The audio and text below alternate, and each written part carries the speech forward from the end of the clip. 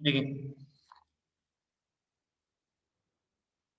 Diffusion एक बार जैसे हम देख रहे हैं, फिर हम लोग ऑस्मोसिस देखेंगे, फिर दोनों कंपेयर करेंगे। डिफ्यूजन में क्या हो रहा है, एक कंटेनर है, जो कंटेनर में दो सॉल्यूशन रखा हुआ है, solution one, solution two. Solution one और सॉल्यूशन टू में एक बस फिल्टर पेपर रखा हुआ है जिसका नाम है मेम्ब्रेन। क्या नाम है? मेम्ब्रेन।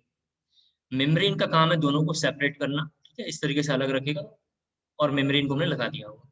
दोनों कंसंट्रेशन का नाम है C1 C2। इसमें C1 की अमाउंट बहुत एक्सेस में हमने लिया है, जिसका नाम सॉल्यूट और सॉल्वेंट में लिखा हुआ है। जब दोनों को मिक्स करेंगे या दोनों कंटेनर में लेकर आएंगे, तो ऐसे किस में क्या होगा, हाई कंसंट्रेशन से लो कंसंट्रेशन की वैल्यू जाएगी, यानी C1 से C2 की ओर माइग्रेट वैल्यू पहले होगा। जैसे ही C1 से C2 की ओर माइग्रेट होगा, ठीक उसी टाइम पे थोड़े मोड़े कुछ मॉलिक्यूल C2 से C1 की ओर भी आएंगे। इसका मतलब ये हो रहा है कि डिफ्यूजन जो है टू साइडेड प्रोसेस है। टू साइडेड का मतलब क्या दिखाई दे रहा है, C1 से C2 भी जा सकता है और C2 से C1 की ओर भी आ सकता है, पहली बार। दूसरी बात, डिफ्यूजन के बारे में मुझे एक लाइन और दिखाई दे रहा है कि डिफ्यूजन जो होगा लिक्विड में भी होगा, डिफ्यूजन जो होगा गैस में भी होगा। तो लिखा है डिफ्यूजन इन गैस, जो हमने पढ़ लिया, इसका नाम ग्राम्स लॉ ऑफ डिफ्यूजन है। डिफ्यूजन इन सॉल्यूशन अभी हम पढ़ रहे हैं, यानी लिक्विड में भी होगा, गैस में भी होगा और सॉलिड में भी होगा। सॉलिड में भी क्या होगा, डिफ्यूज होता है मॉलिक्यूल, हम जानते हैं डिफ्यूजन होगा। ठीक है, इसके बाद इस केस में मैंने बताया मूवमेंट ऑफ बोथ साइड होगा। बोथ साइड मतलब solute to solvent and solvent to solute particle, दोनों साइड होगा। थर्ड पॉइंट मैं आपको ये समझाना चाह रहा हूँ कि इस केस में मेम्ब्रेन नॉर्मल मेम्ब्रेन है। कैसा मेम्ब्रेन है ये? Normal membrane. मेम्ब्रेन का मतलब है बेसिकली फिल्टर पेपर है। फोर्थ पॉइंट ये है मैं डिफ्यूजन के बारे में, कि डिफ्यूजन को हम कभी भी रोक नहीं सकते हैं। डिफ्यूजन एक बार अगर स्टार्ट हुआ तो इसको हम कभी भी रोक नहीं पाएंगे, और रिवर्स इसको हम नहीं कर सकते हैं। उम्मीद करता हूँ आपको ये बात क्लियर हो गया होगा। ठीक है, इसके बाद हम दूसरा देखेंगे, डिफ्यूजन के बाद हम देखेंगे ऑस्मोसिस। तब थोड़ा हम दोनों लाइनों को कंपेयर करेंगे, जो मैंने अभी चार पांच बातें बोला उनको सुन लेना, फिर थोड़ा उनको हम देखेंगे। इसके बाद हम देखेंगे ऑस्मोसिस। जरा देखिए ऑस्मोसिस में क्या होता है, अपने नोट्स से डिफ्यूजन से कंपेयर करते रहना, मैं तो बस समझाऊंगा आपको। ऑस्मोसिस जरा सा देखो, ऑस्मोसिस में भी क्या करते हैं, कंटेनर लेंगे,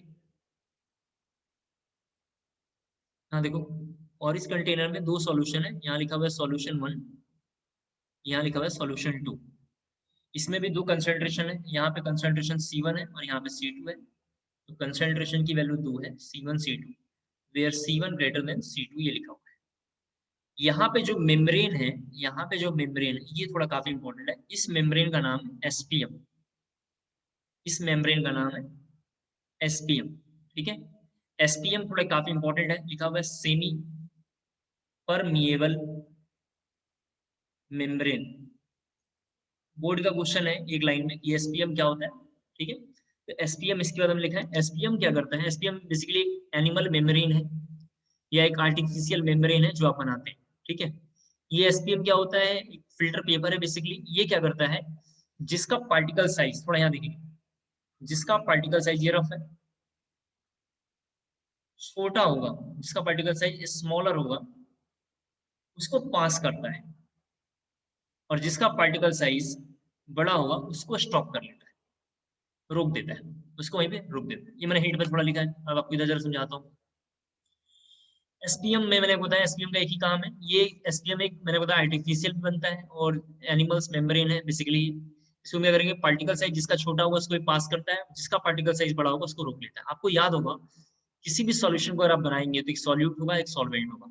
अगर आप ध्यान से देखेंगे, जैसे हम शक्कर ले लें, यानी घरों में हम शुगर ले लेते हैं और हम वाटर ले लेते हैं, तो इन दोनों में पार्टिकल साइज किसकी छोटी होगी, वाटर की पतली होगी या छोटी होगी, हम बोल सकते हैं, या स्मॉलर होगा। तो ऐसे किसमें बोलेंगे कि वाटर को एसपीएम पास करता होगा, वाटर को क्या करेगा, एसपीएम पास करेगा, और जो शुगर होगा उसको पास नहीं करेगा। आसान शब्दों में, और मडी वाटर, कहीं आस पास में नाले वाले का पानी देख लेंगे, जहाँ पे कीचड़ उचड़ हो, नाले का पानी हो, उसको उठा लाएंगे घर पे, और एक गिलास पानी कर लेकर आते हैं ऐसे किस्में, तो उसके अंदर जो डस्ट पार्टिकल होगा, उस पार्टिकल का जो होगा सॉल्वेंट के पार्टिकल से साइज क्या होगा, बड़ा होगा। और ऐसे केस में जिसमें डस्टी पार्टिकल जो होंगे उसको क्या करेगा, ये मेम्ब्रेन रोक लेगा। कौन मेम्ब्रेन, जिसका नाम है एसपीएम। एसपीएम रोक लेगा, बाकी लोगों को क्या करेगा, पास करेगा। बाकी मतलब जो उसमें लिक्विड पार्टिकल है, जो हमारा सॉल्वेंट पार्टिकल है, उसको क्या करेगा, वो पास करेगा। इसका मतलब मुझे ये बात समझ में आ रहा है कि ऐसे केस में C1 से C2 की ओर माइग्रेशन नहीं होगा, लेकिन C2 से C1 की ओर होगा। लेकिन C2 से C1 की ओर होगा, क्योंकि आपको मैंने बताया था कि जो सॉल्यूट है उसका पार्टिकल साइज थोड़ा बड़ा होगा। जो सॉल्यूट है उसका पार्टिकल साइज बड़ा होगा। एक बार दोबारा बोलता हूँ सारी बातों, जरा सुन लें आप। दो कंटेनर है, सॉल्यूशन C1 C2 उसमें हमने रखा है, दो कंटेनर है, इसमें सॉल्यूशन C1 C2 रखा है, और मैंने आपसे बताया कि एक एसपीएम हमने लगाया है। एसपीएम का काम यही है कि स्मॉलर पार्टिकल को पास करना है और बिगर पार्टिकल को पास नहीं करना है। तो पार्टिकल साइज जिसकी बहुत छोटी होगी उसको तो इजीली पास करेगा, जिसका पार्टिकल साइज बड़ा होगा उसको इजीली पास नहीं करेगा। सिंस वाटर का पार्टिकल साइज बहुत छोटा है इसलिए इसको पास करेगा, और सॉल्यूट का पार्टिकल साइज थोड़ा बड़ा होगा उसको पास नहीं करेगा। आप जानते हैं सॉल्यूट और सॉल्वेंट में सॉल्यूट का पार्टिकल थोड़ा बड़ा ही होता है, तभी उसको हम डिजोल्व उसमें करते हैं। और जो C2 होगा उसको ये इजीली पास करता होगा, तो C1 को पास नहीं करेगा और सॉल्वेंट को ये पास करेगा। तो ये जरा पहले लिखना है जल्दी से, और इसके बारे में थोड़ा हम डेफिनेशन लिखेंगे, ठीक है। गुरनूर जी कल कहीं जागरण था क्या? कल कोई जागरण तो नहीं था? आज आपको बड़ा नींद आ रहा है, मैं देख रहा हूँ। कहीं कल मतलब किसी माता रानी का या कहीं कहीं अपॉइंटमेंट आपने तो नहीं दिया था बात बात करने के लिए? कई बार ऐसा होता है, या तो जागरण हो या घर पे रहते हैं तो अपने किसी प्राइवेट कलीग को आपने कहीं टाइम दे दिया हो। तो यहाँ पे क्या होता है, जब आप पढ़ रहे हैं तो आपकी आंखें लग रही हैं बीच बीच में, मैं देख रहा हूँ। इसके बाद जब मैं पढ़ा रहा हूँ, चूंकि पहले इसलिए नहीं बोला क्योंकि 12th A के भी थे तो आपकी इज्जत खराब हो जाती है थोड़ी, इसलिए थोड़ा मैंने रोक दिया था। फिर मैं पढ़ा रहा था तो फिर मैं देख रहा हूँ आप फोन उधर लेके बात कर रहे थे, मेरा ध्यान आप ही पे है तब से। लिखेंगे हेडिंग एसटीएम। एसटीएम बोर्ड के लिए बहुत इंपॉर्टेंट है, थोड़ा ध्यान रखना है। एसटीएम बहुत ज्यादा इंपॉर्टेंट टॉपिक है बोर्ड के लिए। एनसीईआरटी में क्वेश्चन पूछा हुआ डिफाइन एसपीएम, इसलिए एसपीएम बहुत इंपॉर्टेंट है, थोड़ा इसको ध्यान रखना है। लिखेंगे a special type of membrane, a special type of membrane which allow which allow the membrane which allow the membrane which allow the membrane लिखा आप लोगों ने? which allow the sorry लिखना, which allow the movement ऐसे लिखना, which allow the movement which allow the movement of only solvent molecule of only solvent molecule या particle, solvent molecule और particle through it through it through it full stop. Example लिखना animal membrane, example लिखेंगे animal membrane और artificial membrane, और artificial membrane. इसको बोलते हैं artificial membrane, जरा देखें एक बार। इसका नाम है आर्टिफिशियल मेम्ब्रेन, Cu2 FeCN6 कुछ इसका नाम है, अभी नाम हमारे कोर्स में नहीं है, आएगा तो मैं बताऊंगा। अभी लिखा हुआ है Cu2 FeCN6, ये आर्टिफिशियल मेम्ब्रेन है। Full stop. पैराग्राफ जरा चेंज करके लिखना ऑस्मोसिस, हेडिंग लिखना ऑस्मोसिस। ओस्मोसिस में लिखना है आपको लिखना, जरा एक देखो ऑस्मोसिस से ऊपर थोड़ा एक डिफ्यूजन लिखा था, जरा वहां पे एक लाइन लिख लेना ताकि थोड़ा आपको याद रहे, तभी ऑस्मोसिस से आप कंपेयर कर पाओगे। डिफ्यूजन में जरा लिखना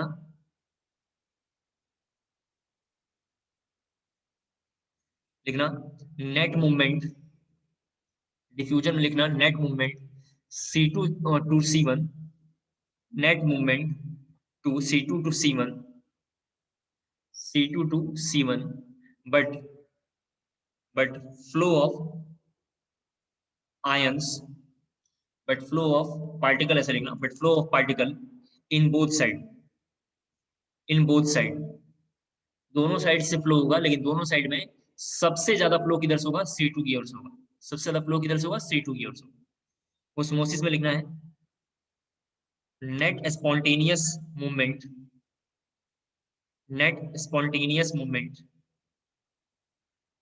net spontaneous movement of solvent particles, of solvent particles from from solvent side, from solvent side to solution, to solution side, to solution side, or or from solution, or from solution, or from solution लिखा आप लोगों ने, of low concentration to high concentration, of low concentration to high concentration is known as osmosis, is known as osmosis,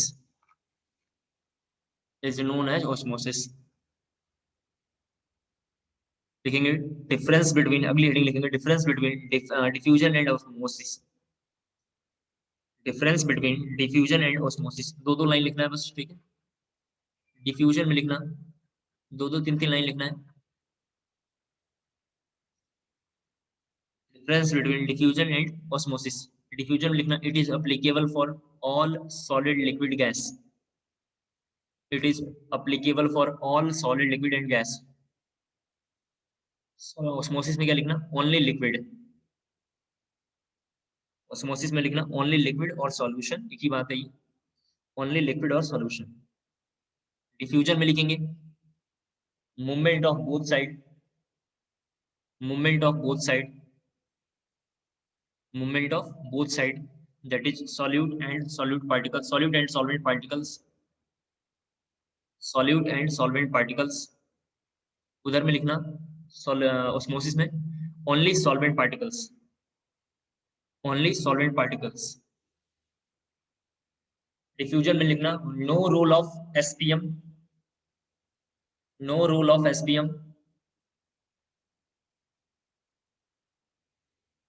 ठीक है, इधर side में लिखना role of SPM.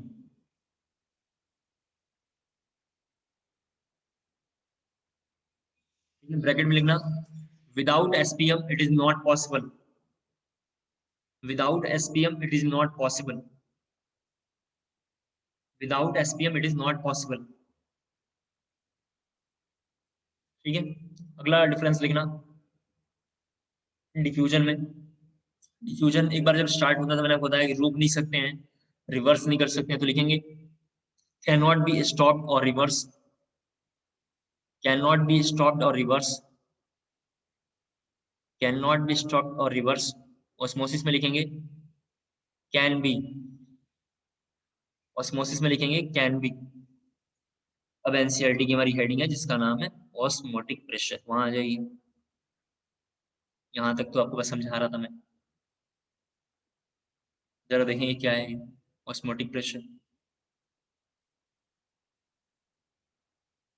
सभी लोग यहाँ देखिए, एक कंटेनर है हमारे पास, कंटेनर है,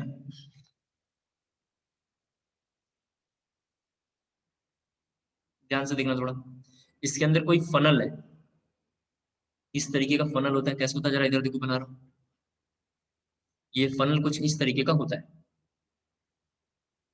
ठीक है, ये फनल है कुछ। तुमने मान लिया ये फनल है, थोड़ा देख लो,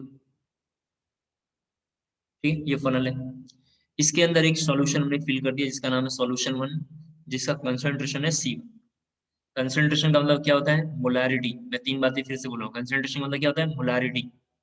यहाँ जरा रफ है, concentration equal to molarity, molarity equal to क्या था, number of moles divided volume litre. और आपको मैंने बताया इस पूरे टॉपिक में क्वालिटेटिव प्रॉपर्टी में मोलारिटी कैसा है, डाइल्यूट है। और डाइल्यूट जब भी लेते हैं तो कैपिटल एम इक्वल टू क्या होता है, स्मॉल एम होता है। ये मैंने आपको आते ही आज भी बोला था, कल भी बोला था। तो सोल्यूशन में लिया है कौन है, C1 है, आप देख लें। इसके बाद हमने क्या करा, इसके अंदर एक लिक्विड में इसको हमने इंसर्ट करने से पहले जरा देखें, लिक्विड में एक यहाँ पे भी सॉल्यूशन पड़ा हुआ है। इस सॉल्यूशन में इंसर्ट करने से पहले जो सॉल्यूशन यहाँ रखा हुआ है उसका नाम है सॉल्यूशन 2 रख लेते हैं, जिसका कंसंट्रेशन C2 है। इसमें इसको डिप करने से पहले, डुबाने से पहले हमने क्या करा, इसका जो फनल का ये नीचे वाला जो पार्ट है प्लास्टिक का या कांच का, इसको हम किसी तरीके से काट लेंगे। इसको कट करके, जब इसको हमने कट किया होगा, कट करने के बाद यहाँ पे एक क्या करेंगे, हम एसपीएम लगा देंगे। इसको हमने पहले क्या किया, कट किया, इसके बाद क्या किया, एक एसपीएम बांध दिया। एसपीएम क्या एक तरीके का पोटली है, ठीक है, घरों में एक फिल्टर पेपर है, छन्नी है, इसको हमने इस तरीके से कोई डिवाइस से इसको पूरा काटा और यहाँ पे लगा के इसको रबड़ रबड़ से किसी तरीके से बांध देंगे, ठीक है, बांध दिया होगा। तो मान लेते हैं यहाँ पे हमने एसपीएम लगा दिया, यहाँ देख लें स्पीकर में, यहाँ पे हमने क्या किया, एसपीएम इसमें लगा दिया। एसपीएम को थोड़ा हम ऐसे मान लेते हैं कि ये एसपीएम यहाँ पे लग गया, इसको मैं थोड़ा यहाँ लिख देता हूँ, ये एसपीएम। और यहाँ पे जरा देखो क्या लिखा हुआ है, C1 का कंसंट्रेशन हाई है C2 से।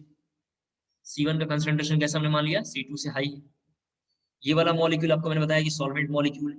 ये वाला मॉलिक्यूल कैसे है, सॉल्वेंट है, क्योंकि जिसकी अमाउंट ज्यादा होगा सॉल्वेंट होगा।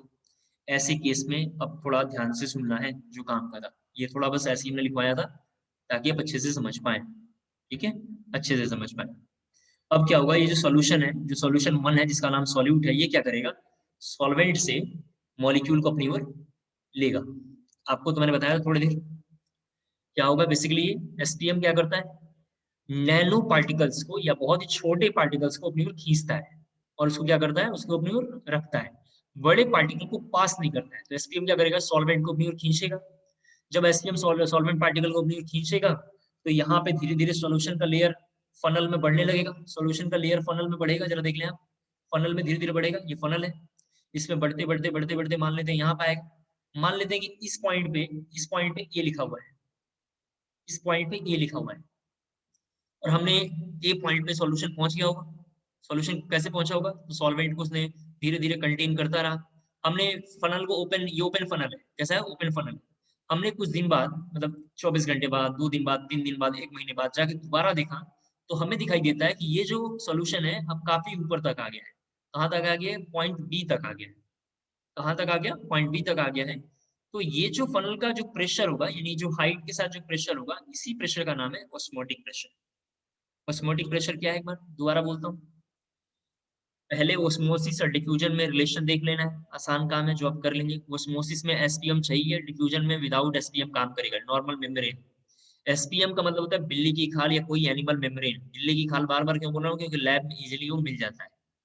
आपकी स्किन को भी अगर हम काट के सुखा के और उसको थोड़ा साफ वाफ करके रख देंगे, वो भी हमारा एक एसपीएम बन जाएगा, ठीक है।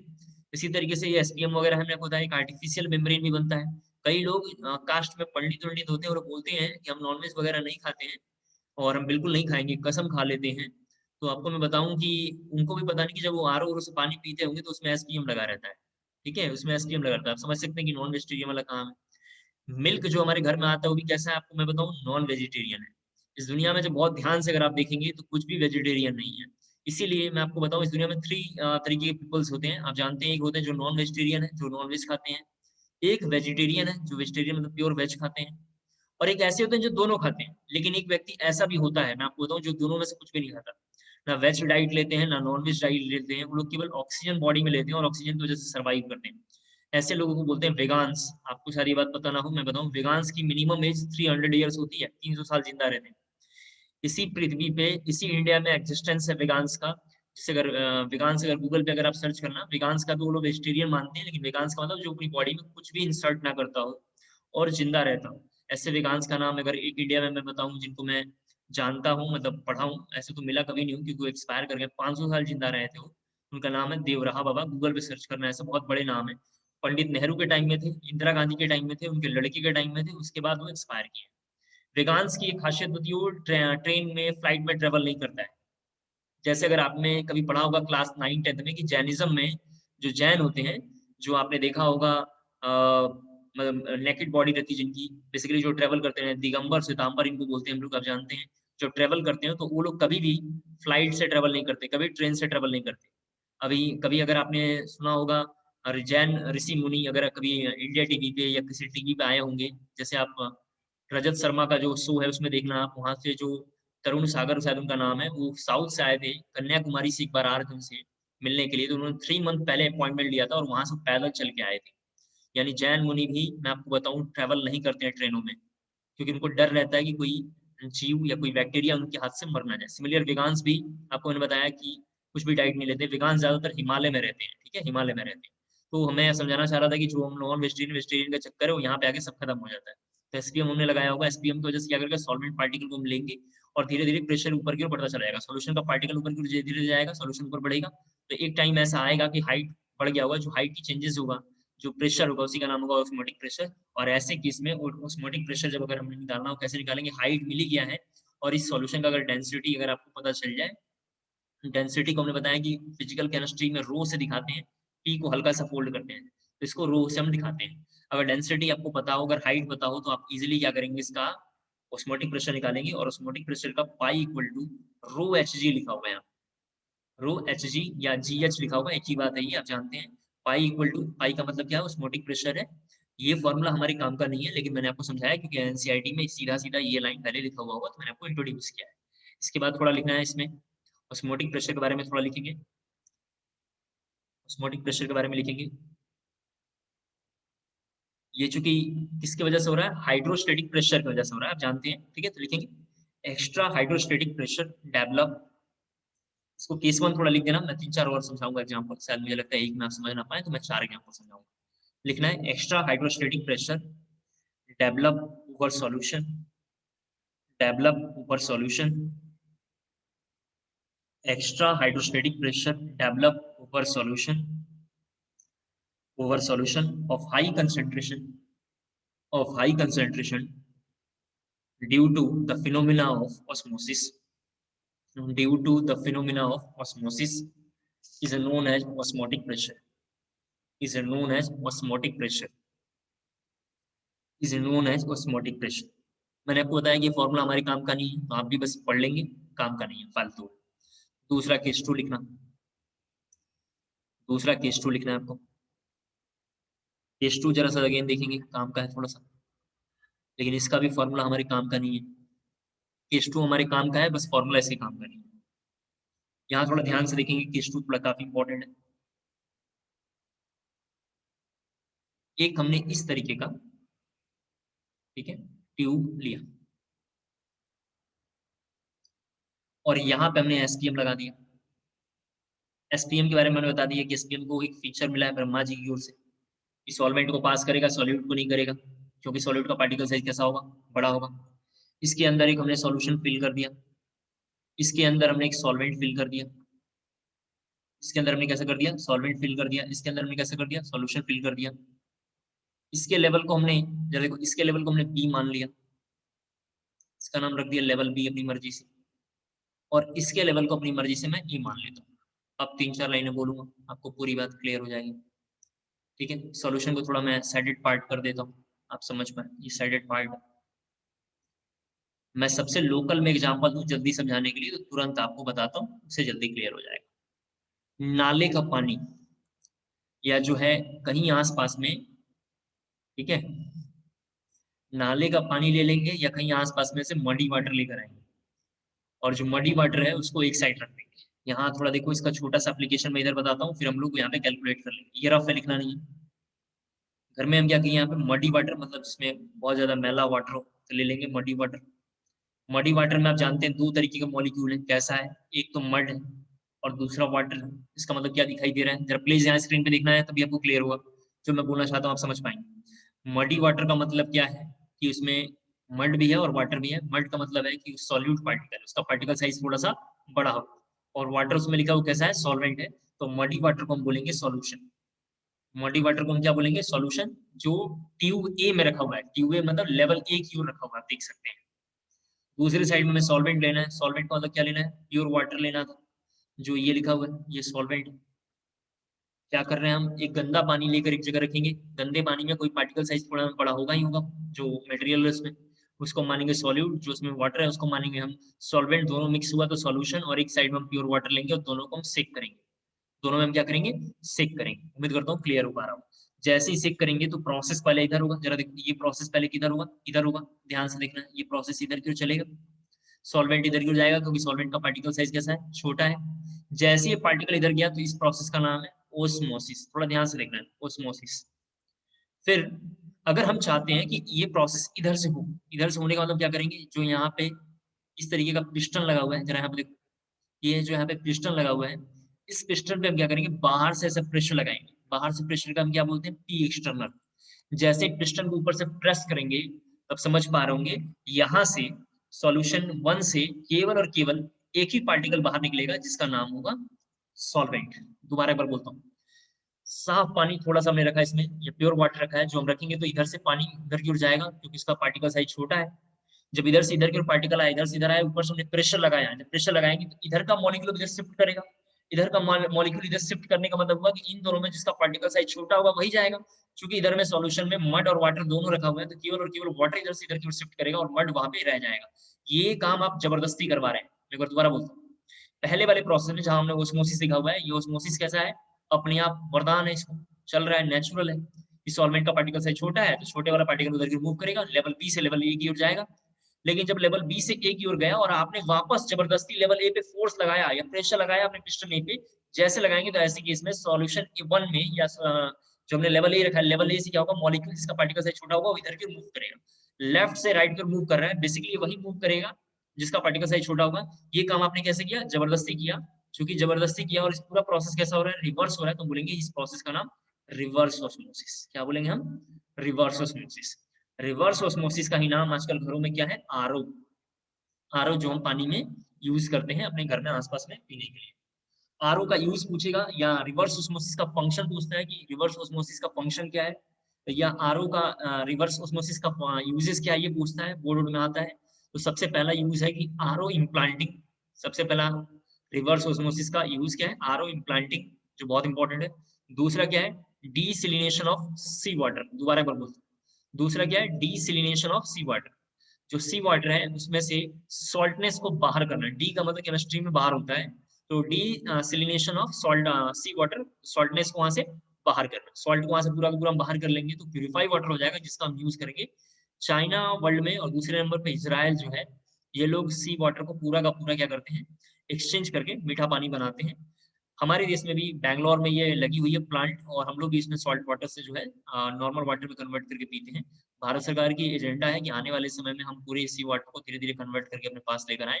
ये सब चीजें जब आप आगे इन फ्यूचर 8-10 साल में पढ़ेंगे तो आपको धीरे धीरे समझ में आएगा। उम्मीद करता हूँ क्लियर हो गया होगा। थोड़ा एक दो लाइन पहले लिखेंगे, फिर मैं बताऊंगा कि वाटर के आने से और क्या क्या चेंजेस होता है, लिखेंगे। इसके बाद थोड़ा एक्स्ट्रा प्रेशर लिखना है, applied, extra pressure applied, extra pressure applied over the solution side, over the solution side to prevent the phenomena, to prevent the phenomena of osmosis, of osmosis is known as osmotic pressure, is known as osmotic pressure, is known as osmotic pressure। Clear हो गया होगा, आप समझ रहे होंगे। इधर जब हम प्रेशर लगाएंगे तो इसका कोई ना कोई मास होगा, जिसको एम बुक्स में लिखा होगा। इधर कोई ना कोई क्रॉस सेक्शन होगा, यहाँ पे लिख देता हूँ, cross section of area, cross section of area जिसका नाम ए लिखा हुआ होगा। आप समझ पा रहे होंगे। जब मैं पाई के बारे में बात करूंगा, पाई मतलब ऑस्मोटिक प्रेशर के बारे में बात करूंगा, तो कोई ना कोई फोर्स होगा। क्या होता है जरा देखो, फोर्स बाई एरिया होता है। फोर्स को हम लोग यहाँ पे mg से डिफाइन कर रहे हैं, तो पाई इक्वल टू यहाँ पे क्या होगा, mg बाई ए। क्या होगा, mg बाई ए। ये फॉर्मूला भी हमारे काम का नहीं है, इसको जरा कॉपी करना है, लेकिन ये फॉर्मूला भी हमारे काम का नहीं है। मैं बार बार ये क्यों बोल रहा हूँ, ये काम का है नहीं है, ताकि समझ पाए। ये सब ऐसी ही है, बस समझाने के लिए थोड़ा बोल रहा था। ये आरओ का फंक्शन, आरओ का यूजेस पिछले क्लासों में बोर्ड में पूछा हुआ है। एसटीएम क्या होता है, ऑस्मोसिस और डिफ्यूजन में कंपेयर पूछा हुआ है। ये सब अच्छे से लिख लेना, नंबर नंबर कम आएंगे तो अच्छा नहीं बीतेगा आपके साथ, बस ध्यान रखना। हो गया। इसके बाद थोड़ा एक लाइन और समझ लेते हैं जरा सा। ऐसा मानते हैं, ये थोड़ा ऐसे ही दो तीन वर्ड जरा समझा रहा हूँ सेलिनेशन वर्ड को डिफाइन करने के लिए। ऐसा मानते हैं कि CO2 के बारे में, जरा प्लीज यहाँ देखना है, ये थोड़ा 5 मिनट ऐसे ही मैं समझाना चाह रहा हूँ। जो ट्री है या प्लांट है, ये इसको ज्यादा एब्जॉर्ब करता है, ऐसा मानते हैं, ऐसा मानते हैं। लेकिन आपको याद होगा, ऐसा 9th-10th में पढ़ते हुए आते हैं, लेकिन हम थोड़ा शॉर्ट हैंड में सारी बातें करेंगे। ये जो सन है, आप इसके बारे में थोड़ा हम देखते हैं। जब सन क्या करता है, इस अर्थ पे अपनी लाइट को यहाँ पे ट्रांसफर करता है, जरा देखिए यहाँ। तो यहाँ पे होता क्या है कि ये जितनी एनर्जी, मान लेते हैं जितना एनर्जी इसने इसको दिया होगा, इसको बोलते हैं लो रेंज फ्रीक्वेंसी, या लो रेंज, इस तरीके से लिख देता हूँ, लो रेंज फ्रीक्वेंसी इसका नाम है, या लो रेंज रेडिएशन इसका नाम है, इसका लो रेंज रेडिएशन, या बुक्स में लिखा होगा शॉर्ट रेंज रेडिएशन इसका नाम होता है। ये सब रफ है, ऐसे समझा रहा हूँ आपको। ये जो अर्थ है, इसके पास भी एक ही फीचर होना चाहिए, अर्थ भी उतनी ही लाइट यहाँ से इसको ट्रांसफर करेगी। कैसे करती है ये सब हमें हमारे कोर्स में नहीं है, नहीं तो मैं ये सब भी आपको पढ़ाता। ये मैंने एक बैच में पढ़ाया है, लेकिन वो आपकी काम का नहीं, तो हम छोड़ देंगे इसे। सन जो है, अर्थ को जो पूरी रेडिएशन वहां से ट्रांसफर करती है, सन तो इतना नियरेस्ट है ही नहीं, आप समझ पा रहे हैं, काफी डिस्टेंस पे है। आपको ये भी पता होगा कि सन और अर्थ एक ही चीज से बने हुए हैं, दोनों के दोनों एक ही चीज से बने हुए हैं, दोनों का पार्टिकल चीजें एक ही है। आपको ये भी पता होगा कि जो अर्थ है, अर्थ का एक हिस्सा जिसपे कोई मान लेते हैं कि एस्ट्रॉयड आके टकराया होगा, उससे जो एक हिस्सा बाहर निकला उसका नाम जो है मून है। ये सब आपको पढ़ा दिया गया। जो ये शॉर्ट रेंज रेडिएशन है, जो इसको अर्थ है इसको एब्जॉर्ब करती है और वापस शाम में इसको भेजती है, तो इसको बोलते हैं लॉन्ग रेंज रेडिएशन। इसको क्या बोलते हैं हम, लॉन्ग रेंज रेडिएशन। इसको मैं थोड़ा आसान एग्जांपल एक कार से देता हूँ। आपको याद होगा, जब कहीं कार पार्क करती है, कार है मान लेते हैं, और आपने कहीं भी स्कूल जैसे आते हैं, CIS में कोई बच्चा अगर मान लेते हैं कार से आता है, और वो टीचर के डर से कार को जो है बाहर ही खड़ा करके आएगा, गेट के पास ही खड़ा करके आएगा, तो स्कूल वाले चाहिए उसको डराएंगे धमकाएंगे, तो कार मान लेते हैं बाहर से खड़ा कर दिया और यहाँ चला आया। दिन भर से क्लास करा, और शाम को जब कार लेने जाएगा तो कार की चूंकि क्लासेस उसने बंद कर रखे थे, जैसे ही ग्लास ओपन करेगा तो कार के अंदर क्या होगा, बहुत ज्यादा टेम्परेचर बढ़ गया होगा, बहुत ज्यादा CO2 उसमें आ गया होगा। और ऐसे वाले इफेक्ट का नाम क्या होता है, ग्रीन हाउस इफेक्ट, या green house gases, green house gases, green house gas effect, जिसको मैं थोड़ा यहाँ पे दोबारा समझाता हूँ, फिर हम CO2 की ओर चलेंगे। जब सन यहाँ से लाइट भेजता है अर्थ पे, जितना भी इसने एनर्जी भेजा उसको हम बोलते हैं मतलब अपनी लैंग्वेज में, एनवायरमेंट इकोलॉजी में या केमिस्ट्री की लैंग्वेज बोलते हैं एल्बिडो उसने ट्रांसफर किया है। एनर्जी को वर्ड हम यूज करते हैं एल्बिडो से। जितना एल्बिडो वो अर्थ को देगा उतना ही एल्बिडो शाम तक, यानी शाम में कब से, इवनिंग 6 PM से लेके मॉर्निंग 6 AM तक में अर्थ को ट्रांसफर करना होता है। ठीक है, अर्थ जब इसको ट्रांसफर कर रहा होगा तो अर्थ के सराउंडिंग में एक यहाँ पे लेयर होता है जिसको हम एनवायरमेंट बोलते हैं। एनवायरमेंट क्या है, एक पतला सा लेयर है जो अर्थ के साइड में बना हुआ है। इसके बाद यहाँ पे ट्रोपोस्फीयर स्फीयर, इस तरीके से बहुत सारे स्फीयर बने हुए आप जानते हैं।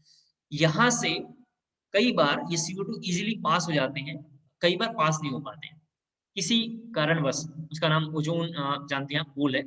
किसी कारणवश ये लाइट यहाँ से पास ना हो पाता, यहाँ से ये जो है हीट पास ना हो पाता हो, तो ये अर्थ में वापस आएगा। और जब अर्थ में वापस आएगा तो ऐसे केस में जो अर्थ का टेम्परेचर होगा रेज कर जाएगा। टेम्परेचर बढ़ेगा तो हम बोलेंगे CO2 बढ़ रहा है, या हम बोलेंगे ग्लोबल वार्मिंग हो रहा है, या हम बोलेंगे ऐसे ही वाले को ग्रीन हाउस इफेक्ट हो रहा है। उम्मीद करता हूँ आपको क्लियर हो गया हो। दूसरी बात, कैसे पता चलेगा कि अर्थ जो है लॉन्ग रेंज रेडिएशन के तहत इसको मतलब सन को भेज रहा है? इसका बेहतरीन एग्जाम्पल है शाम के टाइम में, दोपहर में अगर कितना भी टेम्परेचर होगा, आप देखना गर्मी कम लगती है।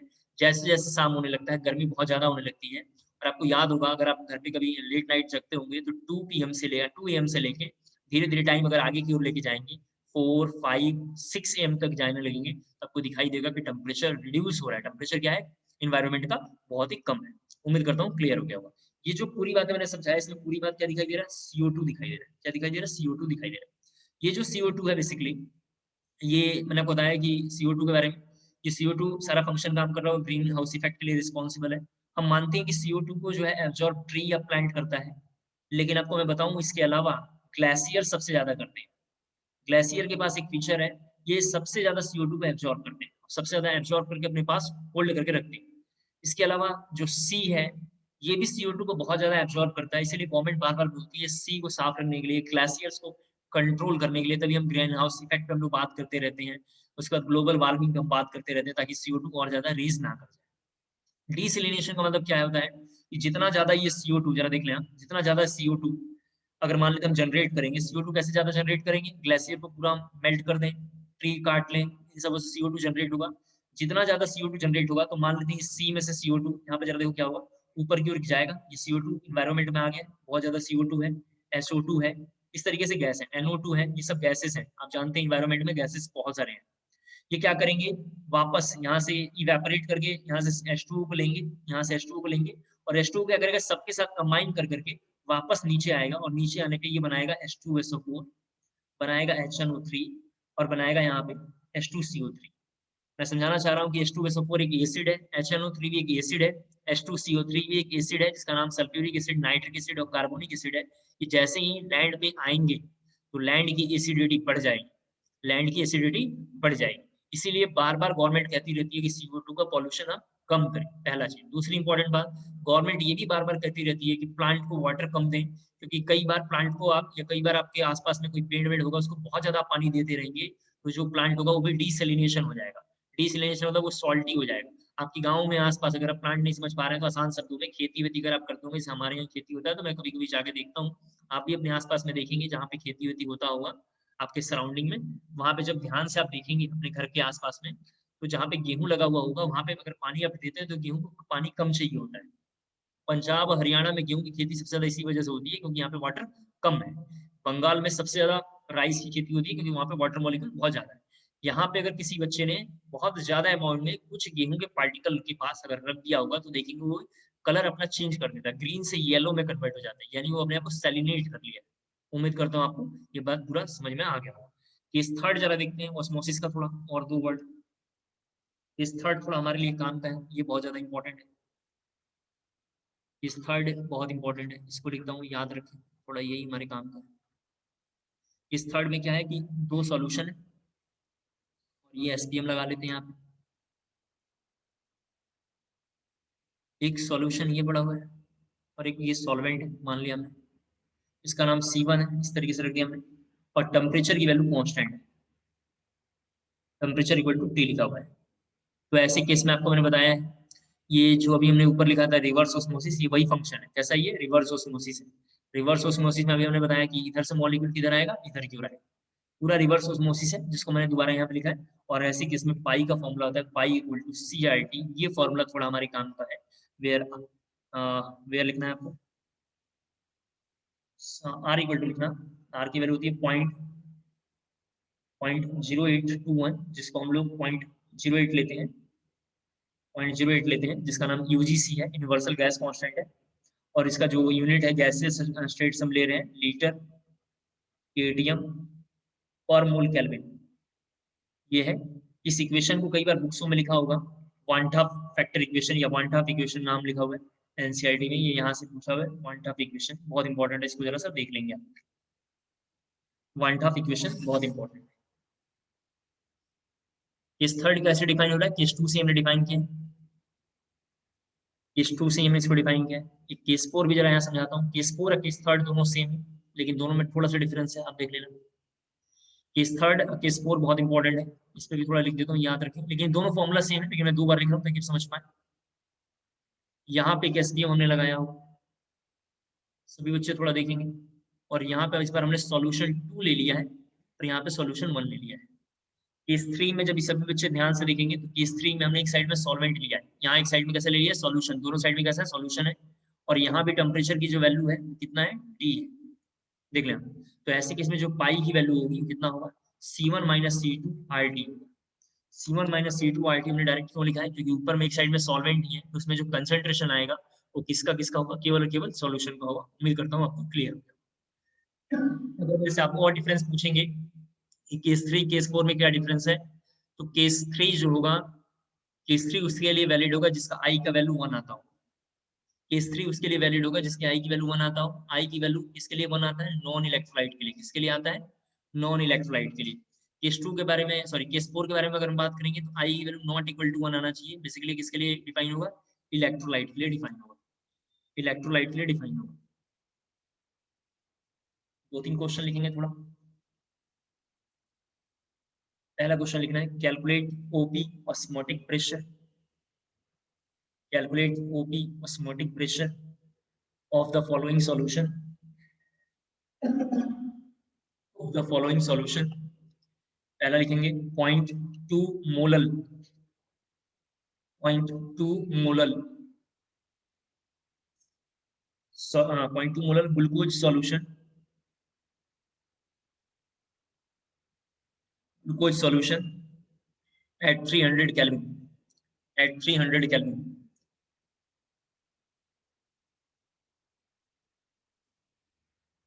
मैं करता हूँ, देखो फर्स्ट थोड़ा पहले बता के लाऊं, फिर आप 2-3 करना। अपने पास एक ही फॉर्मूला है पाई इक्वल टू CRT। देखिए यहाँ पे अपने पास क्या फॉर्मूला है, पाई इक्वल टू CRT, अब जानते हैं। देखेंगे सी की वैल्यू लेंगे हम, सी की वैल्यू कितना लिखा हुआ है 0.2, आर की वैल्यू पहले से पता है कितना है 0.08 लेंगे, और टेम्परेचर की वैल्यू कितना लिखा 300 केल्विन। सॉल्व करेंगे क्लियर हो जाएगा, हो गया। फिर इसके बाद हमने आपको थोड़ा ये 2 लाइनें बोला था पिछले क्लास में, थोड़ा हिंट में लिख रहा हूँ। Cp depends on dilute solution, dilute solution ये मैंने पढ़ा दिया है। दूसरा लाइन हमने बोला था for dilute solution small m equal to capital M, ये आपको मैंने पढ़ा दिया। उम्मीद करता हूँ क्लियर हो गया हो। तो इन 2 कंसेप्ट को लेकर दूसरा क्वेश्चन लिखेंगे 30% W/V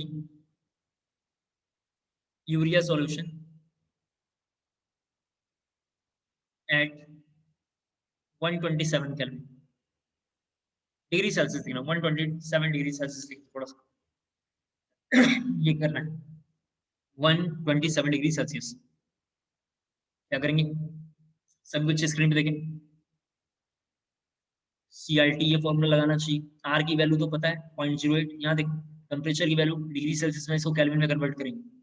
केल्विन में कन्वर्ट करने के लिए degree Celsius plus 273 kelvin add करते हैं, तो कितना हो जाएगा ये 400 केल्विन। सी की वैल्यू निकाल के लाना है, सभी बच्चे जरा देखिए सी की वैल्यू कैसे निकालेंगे। सी की वैल्यू निकालने के लिए molarity equal to small m लिख सकते हैं, ऑफ कोर्स लिख सकते हैं क्योंकि डाइल्यूट सॉल्यूशन है, क्लियर हो पा रहा होगा। यहाँ पे लिखूंगा 10 × 30 और नीचे में लिखूंगा 60। उम्मीद करता हूँ सभी बच्चों को क्लियर हो गया होगा। ये फॉर्मूला सर आपने कैसे लिख दिया, समझ में नहीं आया, कैपिटल एम का स्पेशल फॉर्मूला होता है 10 × %W/V। क्लियर हो गया होगा। नीचे मोलर मास ऑफ, यहाँ पर देख लें लिखा होगा solvent, molar mass of 30% of urea, sorry solute लिखा, नीचे लिखना solute, molar mass of solute ये लिखा, मोलर मास ऑफ सॉल्यूट। यहाँ से जब सॉल्व करेंगे तो ये समझ जाएंगे आप, ये 30 है तो ये हम 0 एक हट गया होगा, और 3 2 6 और ये 5 यानी 50 आ जाएगा। कितना आ जाएगा? 50, 2 5 10, सॉरी 5 है, 2 5 10, ये 5 आ जाएगा। 5 क्या आ जाएगा? मोलल, क्या आएगा? मोलल। तो इसको अब लेकर आएंगे इस फॉर्मूले की वजह से। देखिए आप, जैसे ही आप हम 5 रखेंगे क्या होगा? गलत हो जाएगा। जैसे ही 5 रखेंगे तो क्या होगा? ये गलत हो जाएगा। हम समझ पा रहे होंगे आप?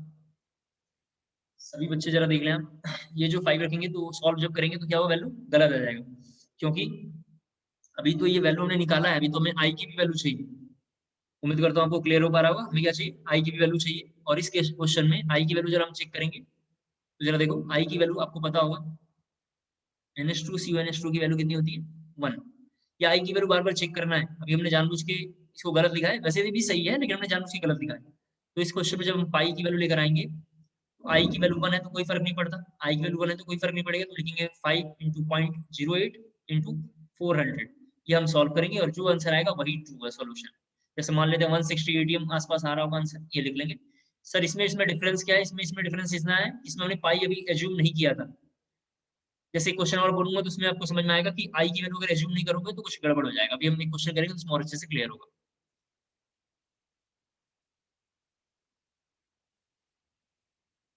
थर्ड क्वेश्चन लिखेंगे, थोड़ा काफी इंपॉर्टेंट है। लिखेंगे डेसी मोलर, जो डेसी मोलर यहाँ पर लिखा हुआ है। अभी थोड़ा इस क्वेश्चन में आपको अच्छे से आई की वैल्यू क्लियर होगा। FeCN6, अल्फा की वैल्यू भी लिखो, थोड़ा और डिफिकल्ट बनाओ। 75% एट 27 डिग्री सेल्सियस, ये लिखो। मैंने इसमें अल्फा भी कम कर दिया है, मैंने इसमें टेम्परेचर भी डिग्री सेल्सियस में दिया है, मैंने इसमें जो है आई कैलकुलेट करने के लिए डिफिकल्ट क्वेश्चन दिया ताकि बच्चे समझ पाए इसका ऑस्मोटिक प्रेशर कैसे निकालेंगे।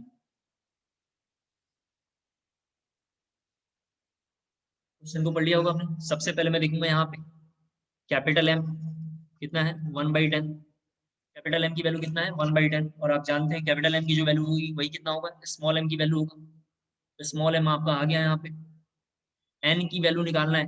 कोई बच्चा मुझे एन की वैल्यू यहाँ से बताए कि एन मतलब क्या होता है? एन मतलब होता है number of cation plus number of anion. N मतलब क्या होता है? Number of cation plus number of क्या होता है? एनायन। काफी इंपॉर्टेंट है। तो नंबर ऑफ केटायन के बारे में बात करूंगा तो K4FeCN6 को थोड़ा मैं और साइड में करके लिखता हूँ ताकि बच्चे से देख पाए। जरा सा देखो,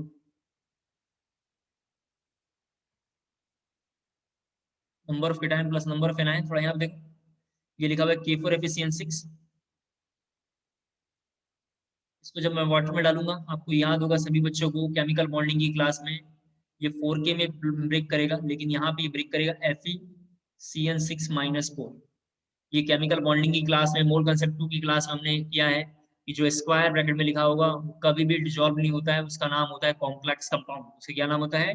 कॉम्प्लेक्स कंपाउंड। तो उम्मीद करता हूँ आपको क्लियर हो गया होगा। तो ऐसे केस में एन की वैल्यू टोटल कितनी होगी? 5 होगी। तो यहाँ से एन की वैल्यू कितनी आया? 5। कैसे पता चला? 4 पोटेशियम और 1 एनायन। सर एनायन पे तो -4 है, हमें चार्ज नहीं देख रहे हैं, हम नंबर ऑफ आयन देख रहे हैं। 4 पोटेशियम और एक जो निगेटिव साइन है FeCN6-4 पे माइनस जो लिखा हुआ है उसको हम 1 लिखेंगे, तो एन की वैल्यू यहाँ से 5 हो जाएगा। अल्फा की वैल्यू क्वेश्चन में लिखा हुआ है, अल्फा की वैल्यू कितना लिखा हुआ है? 75%, दैट इज 3/4 लिखा हुआ है। कोई बच्चा मुझे आई की वैल्यू कैलकुलेट करके जल्दी से मैसेज ड्रॉप करेगा। आई की वैल्यू जल्दी से कैलकुलेट करके जरा ड्रॉप करेंगे। आई की वैल्यू जल्दी से कैलकुलेट करके मैसेज ड्रॉप करना है आपको।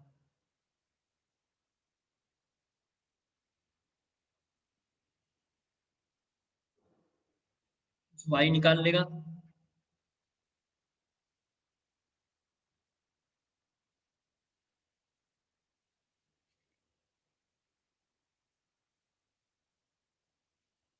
आई जो निकाल लेगा वही बताएगा कि आई की वैल्यू कितनी आ रही है। ये सी तो हमने निकाल ही लिया है, सी की वैल्यू कितनी है इस क्वेश्चन में, तो अभी हमने निकाला कितना है? 1/10। आर की वैल्यू लेना है 0.08, 227 डिग्री सेल्सियस और 273 दैट इज 500 केल्विन। आई की वैल्यू निकाल के बताना कितना आएगा। अगर आई नहीं निकलेगा तो सॉल्व नहीं कर पाएंगे। मैसेज जरा जल्दी ड्रॉप करेंगे।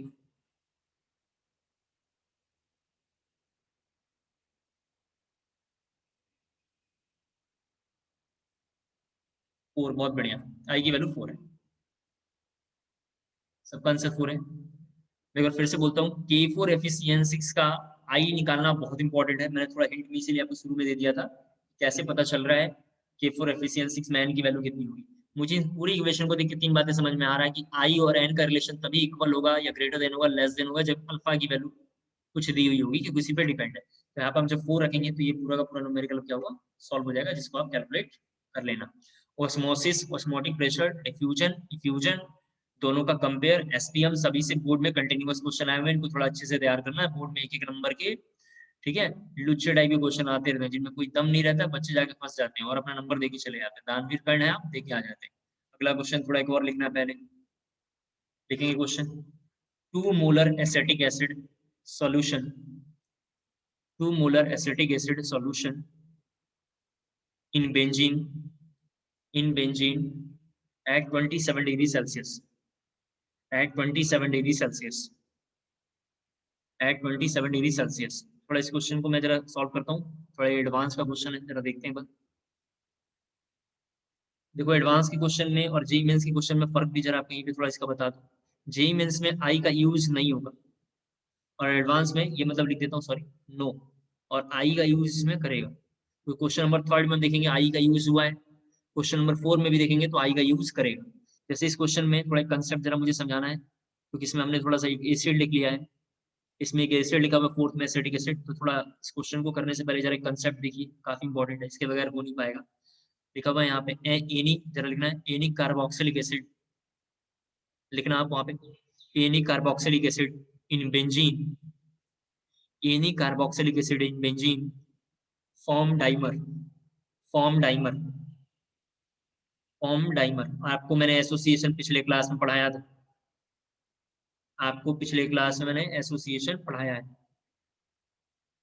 डाइमर का मतलब क्या होता है, ये लिखना वहाँ पे। थोड़ा इसको थोड़ा सॉल्व भी करूंगा, आई एन बी जरा मैं निकाल के दिखा देता हूँ एक बार दोबारा इसका।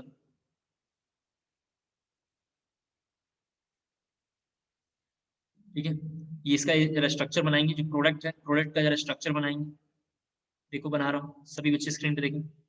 ये सी डबल बॉन्ड हो, ये ओ और एच। क्लास 12 के सॉल्यूशन में ये एग्जांपल बहुत इंपॉर्टेंट मान के उन्होंने लिखा होगा। क्लास 12 के सॉल्यूशन चैप्टर में ये एग्जांपल उन्होंने लिखा हुआ होगा, और इसके बीच में हाइड्रोजन बॉन्ड बनेगा और इसके बीच में भी हाइड्रोजन बॉन्ड बनेगा। मैं दोनों को थोड़ा ऐसे करके और इधर बना दे रहा हूँ हाइड्रोजन बॉन्ड।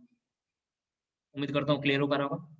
एक बार घर पे केमिकल बॉन्डिंग की नोट्स में जब इनफाइनाइट सॉल्युबिलिटी देखेंगे, वहां पे ये कंपाउंड हमने जरूर लिखा होगा, या जहाँ पे लिखा होगा हमने होमो न्यूक्लियर, होमो न्यूक्लियर हमने लिखा होगा, वहां पे इस एग्जांपल को हमने जरूर इंट्रोड्यूस किया था वहां पे पहले ही लेक्चर में, ताकि आप समझ पाए।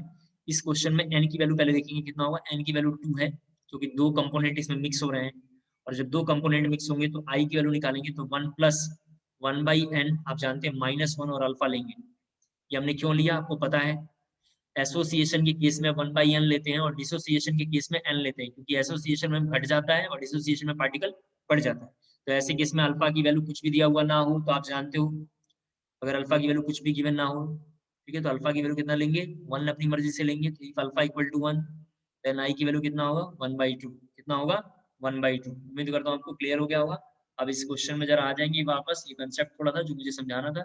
इस क्वेश्चन में हमने बोला था 2 मोलर एसिटिक एसिड, जरा यहाँ लिख लेता हूँ, 2 molar acetic acid in benzene 27 degree Celsius. ये क्वेश्चन है, तो अपने पास एक ही फॉर्मूला आप जानते हैं, I equal to i c i t. तो अगर मैं आई के बारे में बात करूंगा तो आई की वैल्यू आप देख रखे हैं कितना आया है, 1/2। मोलारिटी की वैल्यू कितनी है, 2 है, वही क्या है, मोलल है, जानते हैं आप। आर की वैल्यू 0.08 है, और टेम्परेचर की वैल्यू कितना होगा, 27 को 273 में ऐड कर देंगे, कितना होगा, 300 होगा। कितना होगा, 300 होगा। इसको जरा जल्दी से कॉपी करना है, इसको जरा जल्दी से कॉपी करना है।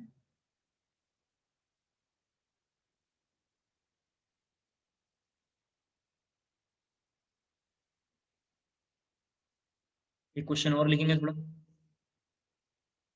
Calculate pressure of 3.725, calculate pressure of 3.725% W by V, solution of KCN, at 27 degrees Celsius,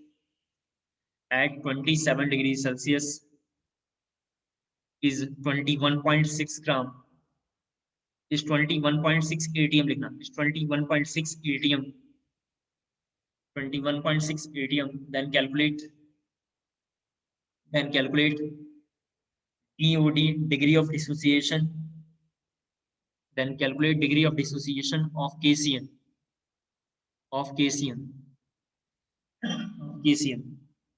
screen पे देखें सब लोग। मोलारिटी इक्वल टू मोलारिटी होगा क्योंकि डाइल्यूट है, तो मोलारिटी का फॉर्मूला होता है 10 into percent W by V। कहाँ से लिखा? स्पेशल फॉर्मूले से लिखा है हमने, स्पेशल फॉर्मूले से लिखा है, सॉल्व करके हम लाएंगे। तो यहाँ पे मैं मोलारिटी इक्वल टू लिखूंगा 10 इंटू 3.725, नीचे में मोलर मास सॉल्यूट KCN का मोलर मास देखेंगे कितना है, 74.5। कितना लिखा हुआ है? 74.5 लिखा हुआ है, जिसको हम रखेंगे तो यहाँ से वैल्यू हो जाएगा 1.5, 1/2। इसके बाद हम लेकर आएंगे फॉर्मूला, क्या होता है? पाई इक्वल टू CIT, हमारे पास एक ही फॉर्मूला आप जानते हैं, CIT लिखा हुआ है, क्वेश्चन में पढ़ के पता चल रहा है KCN लिखा हुआ है, क्वेश्चन में पढ़ के पता चल रहा है कितना KCN लिखा हुआ है, तो इसमें आई की भी कोई ना कोई वैल्यू होगी। पाई की वैल्यू क्वेश्चन में लिखा हुआ है 21.6, कितना लिखा हुआ है? 21.6।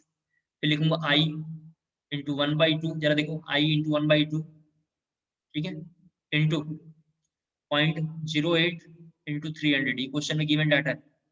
जब इसको 0.08 और 300 को अगर हम मल्टीप्लाई करेंगे, यहाँ से यहाँ तक के डाटा को मल्टीप्लाई करूंगा मैं, तो 24 हो जाएगा, और 2 से इसको डिवाइड करूंगा तो कितना हो जाएगा? 12 हो जाएगा। 2 का टेबल 12 टाइम्स पढ़ेंगे तो 24 आ जाएगा। कर लेंगे आप, इसमें कोई इसमें मुश्किल नहीं है, ठीक है। इसके बाद जब फर्दर सॉल्व करेंगे तो हमें अल्फा निकालना है, आई की वैल्यू देखेंगे, आई की वैल्यू 21.6, देख लो जरा से यहाँ पे, डिवाइडेड बाई कितना लिखेंगे? 12, 12 जो निकालेंगे तो यहाँ से कितना होगा? 1.8, कितना वैल्यू होगा? 1.8। जो ये 1.8 आया हुआ है, इसको कंपेयर करेंगे किससे? 1 प्लस अल्फा से, इसको करेंगे 1 प्लस अल्फा से। तो 1 माइनस, यहाँ से हम जब देखेंगे 1 माइनस 8, 1 माइनस 8 माइनस 1 कर लेंगे, it is alpha equal to कितना होगा? 0.8, कितना होगा? 0.8। ये जरा कॉपी करना है। यहाँ तक पूरी बात जरा समझ में आ गया हो तो जल्दी से जरा यस मैसेज ड्रॉप करना है। यहाँ तक पूरी बात जरा समझ में आ गया हो तो यस मैसेज जल्दी से ड्रॉप करेंगे। और जिसका लेक्चर वगैरह छूट गया हो या छूट जाता है, तो हमने थोड़ा सा ऊपर में पढ़ा रखा है, मतलब यूट्यूब पे पड़े हुए वीडियो, वहां से देख लेना तुम लोग। कई लोग क्लास करते हैं, कई लोग नहीं करते हैं,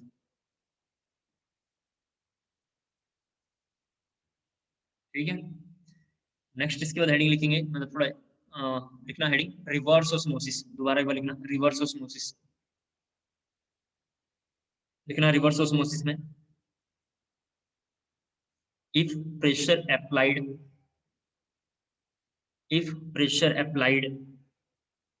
ओवर सॉल्यूशन,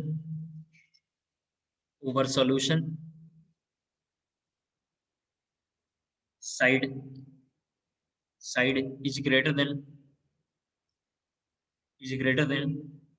accepted, sorry लिखना, greater than expected CP, की जगह पर लिखना OP, osmotic pressure, then amount of solvent particle will take place high concentration to low concentration, that is in reverse direction, is known as reverse osmosis,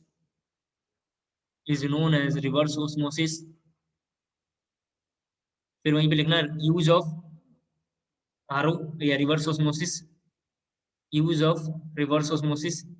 ये मैंने आपको uses पढ़ा दिए, इसके खत्म हो गया है, यूजेस हमने आपको पढ़ा दिया है, खत्म हो गया है, ठीक है। नेक्स्ट स्टडी लिखना पार्ट 1, ये लिखना पार्ट 2, ये थोड़ा सा आपको लिखना है। नेक्स्ट लिखना है टाइप्स 1, जिसमें लिखा हुआ है पार्ट 1, पार्ट 2 लिखा हुआ है।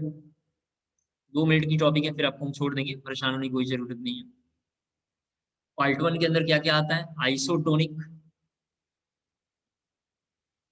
हाइपोटोनिक और हाइपरटोनिक। बोर्ड के लिए पार्ट 1 बहुत इंपॉर्टेंट है, ठीक है? बोर्ड के लिए बढ़िया से पढ़ के जाना, बहुत इंपॉर्टेंट है, एक नंबर का क्वेश्चन है ये सब। चैप्टर खत्म हो गया है, बस ये थोड़ा 2-3 नाम के हैं। आइसोटोनिक में लिखना एक लाइन डेफिनेशन, पार्ट 2 में थोड़ा देर में पढ़ाऊंगा, मतलब अब कल हो पाएगा। आइसोटोनिक में लिखना solution having same osmotic pressure. मैं ये समझाना चाह रहा हूँ कि एनसीईआरटी में सब पहले लिखा होगा, लेकिन हमने बाद में क्यों पढ़ाया आपको समझ में आ रहा होगा, क्योंकि आइसोटोनिक में डेफिनेशन में लिखा हुआ है solution having same osmotic pressure and hence same concentration, and hence same concentration. तो सभी बच्चों को ये बात समझ में आ रहा होगा कि ऑस्मोटिक प्रेशर पता होगा तभी आप आइसोटोनिक लिख पाएंगे, इसलिए मैंने इसको लास्ट में पढ़ाया है। Solution having same osmotic pressure and hence same concentration, that is को जरा देखो, ये लिखना है आपको पाई 1 इक्वल टू पाई 2। दो सॉल्यूशन था तो हम लिखेंगे पाई 1, पाई 1 का मतलब है basically osmotic pressure 1, osmotic pressure 2। ये मेन फॉर्मूला है, लेकिन इसको डिराइव करके हम 3 फॉर्मूले बनाएंगे, जैसे पाई 1 इक्वल टू पाई 2, ये that is C1 equal to C2। ये कब वैलिड होगा? जब बोथ आर नॉन इलेक्ट्रोलाइट होगा। एनसीईआरटी में सीधा ये लाइन लिखा होगा, लेकिन ये फॉर्मूले भी 3 हो गए हैं, देख लें आप। दूसरा पाई 1 और पाई 2 का वैल्यू, दूसरा जरा मैं इधर पाई 1 पाई 2 को थोड़ा सिंप्लीफाई करके और ऐसे लिख देता हूँ, जरा देखें दूसरा क्या लिखा हुआ है। ठीक है, दूसरा लिखा हुआ है अगर किसी बच्चे ने एक इलेक्ट्रोलाइट ले लिया और एक नॉन इलेक्ट्रोलाइट लिया, एक इलेक्ट्रोलाइट है और एक नॉन इलेक्ट्रोलाइट लिया, तो ऐसे केस में इधर का कंसंट्रेशन तो सेम होगा, मतलब पाई 1 पाई 2 की वैल्यू कैसे निकलेगी, देखो इधर का कंसंट्रेशन तो सेम होगा, लेकिन C2 में I का मल्टीप्लाई होगा। C2 में I का मल्टीप्लाई होगा, क्यों मल्टीप्लाई होगा? क्योंकि इलेक्ट्रोलाइट एक आ गया है। ये जो वैल्यू है, ये जो वैल्यू है वो I इलेक्ट्रोलाइट के लिए डिफाइन है। फिर किसी क्वेश्चन में अगर दोनों इलेक्ट्रोलाइट आ जाए, तो ऐसे क्वेश्चन में आप समझ पा रहे होंगे जो पाई 1 पाई 2 की जो वैल्यू होगी, अब वो कैसे निकलेगा? C1I1 प्लस C2I2 होगा। क्या होगा? C1I1 प्लस C2I2 होगा। उम्मीद करता हूँ क्लियर हो गया होगा। बाकी ये दोनों भी एक एक लाइन का डेफिनेशन है, इनको लिख लेते हैं ताकि हम कमिंग क्लास में समझेंगे। मात्र एक मिनट का डेफिनेशन है, एक मिनट से भी कम लगेगा। हाइपो मतलब आप समझ ही रहे होंगे, और हाइपर का मतलब घर में लोग छोटे छोटे बात पे जो बोलती रहते हैं औरतें, हाइपर टेंशन हो गया है मुझे। हाइपर टेंशन मतलब जो महिलाएं हैं घर में अपने हस्बैंड को सुनाती रहती हैं, उनको घर की माहौल को देखते हुए हाइपर टेंशन हो गया है। इसका मतलब हाइपर टेंशन का तो समझ रहे होंगे, शॉर्ट टेम्पर दिखाई दे रही है, उसका सर दर्द दे रहा है, तो बस हमें वही लिखना है। लिखेंगे हाइपोटोनिक में, पहले हाइपोटोनिक में लिखना solution having less OP less osmotic pressure, solution having less OP less osmotic pressure, less OP less osmotic pressure. और हाइपरटोनिक में लिख लेना वही high OP high osmotic pressure, solution having high osmotic pressure. ठीक है, तो इसको ऐसे याद रख लेंगे। घर में बस महिलाओं का शॉर्ट टेम्पर नेचर, क्योंकि अपने मायके में तो ठीक रहता है माहौल, ससुराल में आने पे इनकी नौटंकी शुरू होते हैं। ऐसा किसी पर्सनल ना लें, ये तो मैं ऐसे ही बस हंसाने के लिए बोल रहा हूँ ताकि आपको याद रहे। ऐसा नहीं कि सर आप ये सब क्या बातें कर रहे हैं, ऐसा किसी चीज से रिलेशन नहीं है। आज के लिए इतना बहुत है, कमिंग क्लास में। Thank you so much.